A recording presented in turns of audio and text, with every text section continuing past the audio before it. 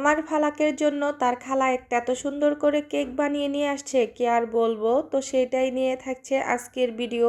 আর চলে যাব বাসায়। তো আজকে শেষের দিন বাবার বাড়িতে কি করলাম চলেন আপনাদের সাথে তাহলে শেয়ার করি ভিডিওটা। Hello everyone, good morning. যেহেতু আমি সকাল থেকে ভিডিওটা শুরু করলাম তাই সবাইকে জানাচ্ছি শুভ সকাল। বাবার বাড়িতে এটা ছিল আজকে শেষ দিন। বাবার বাড়িতে কোনো শেষ দিন হয় না মেয়েদের, জানি না মৃত্যুর আগ পর্যন্ত যে দিনটা হবে সেই দিনই হবে আর কি শেষ দিন। কারণ বাবার বাড়িতে তো যাওয়াই হয়, একেবারে গিয়ে 2 4 5 দিন 10 দিন না থাকলেও 2 3 দিন পরে পরে যাওয়া হয়। যেহেতু আমাদের তেমন কেউ নাই, বিশেষ করে আমি তো 2 3 দিন পরে পরে বাবার বাড়ি যাই। এই যে এই 2 3 দিন আর কি একটানা থাকলাম বাবার বাড়িতে। ওই যে বোনের ঘরটা হচ্ছিল, টাইলস লাগাচ্ছিল, আর অনেক কারেন্টের কাজ করতেছিল, আর অনেক কিছুই করতেছিল এই কারণে আর কি। আর এটা হচ্ছে শুক্রবারের ব্লগ।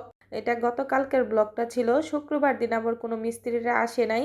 রাত্রের বেলা বলছিল টাইলস মিস্ত্রি তারা নাকি আজকে বেশি লোকজন দিয়ে কাজ করাইবো, কিন্তু না, সকালবেলা ফোন দিছি বলল যে না, শুক্রবার দেখে নাকি তারা কাজ করবে না। তো কি আর করার, না করলে তো আর কিছু করার নাই। এই তো সকালবেলা উঠেই পাস্তা রান্না করতেছিলাম আজকে। যেহেতু আমরা মানুষ মাত্র 2 জন 3 জন আর কি, আমার মেয়েকে নিয়ে, ছেলে তো আসেই নাই, তার স্কুল তার বাবার সাথে সে আছে। আজকে দুপুরে বাবার ছেলে আসবে আর কি বলছে। তো এই কারণে এই যে আমরা সকাল সকাল 2 বোন আর কি খাওয়া দাওয়া করবো নাস্তা, সকালকার নাস্তা হিসেবে। তো আমি যেভাবে রান্না করি আর কি পাস্তাটা, সেভাবে রান্না করলাম। আর সাথে কোকোলা নুডলস ছিল 1 প্যাকেট, সেটাও আমি দিয়ে দিছি। আর এই যে সবার শেষে সস আর এই যে মশলাটা দিয়ে দিলাম। এখন হচ্ছে দিয়ে দিব কোকোলা নুডলস এর যে মশলাটা থাকে সেইটা, এটা দিয়ে আর কি নামিয়ে নিব। তোমার রান্না বান্না শেষ, এখন আপাতত সকালের জন্য তো 2 বোন মিলে খাবো। খাওয়া দাওয়া শেষ করার পর এই যে আমার বোন একটা চাচাতো ভাইকে দিয়ে একটা মুরগি আনাইছিল, তো এইটাই পরিষ্কার করতেছিলাম এখন বসে বসে।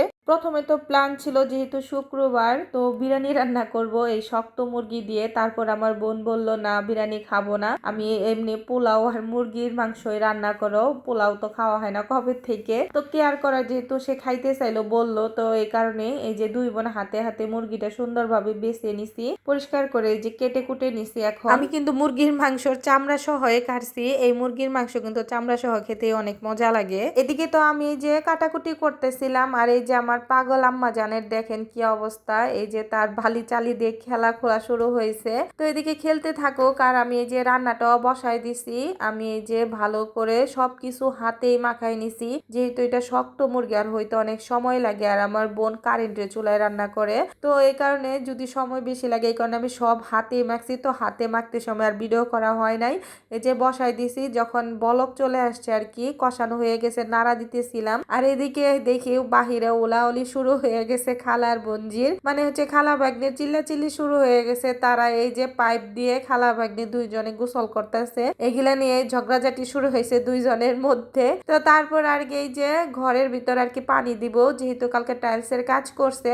তো মিস্ত্রিরা আবার বলছিল টাইলসের মধ্যে পানি দিতে। তো আমার বোন বললো চলো ফালাক তাহলে ভিতরে যাই, ভিতরে তুমি গোসল করো আর আমি টাইলসে পানি দিব। তো তাদেরকে যে এখন ঘরের ভিতর দিয়ে তারপর আমি আর কি চলে যাবো আবার রান্না, যেহেতু রান্না চুলার উপর বসাই রেখে আসছি আমি। আর এদিকে তারা খালারা ভাগ্নির আর কি গোসলটা করবে, যে টাইলস এতটুকু কাজ হয়েছে। তারপরে এই তো আমার রান্নাটা হয়ে গেছে। এখানে কয়েকটা আমি আলু দিয়ে দিছিলাম, তারপরে ঝোলও দিয়ে দিছিলাম। তো রান্নাটা হয়ে গেছে, এখন নামিয়ে নিব, তারপরে পোলাওটাও রান্না করে নিব।